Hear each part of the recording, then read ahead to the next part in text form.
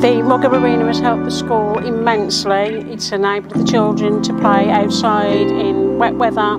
It's also enhanced our PE provision a great deal. My name's Joanne Rowbottom and I'm the office manager of Zaytouna Primary School. It's enabled us to increase our football. We do cricket. We've also got Derbyshire County Cricket that do an after school club for us. We have attracted interest from outside people as well that want to use the facilities during the summer club. So this is something that we're looking into.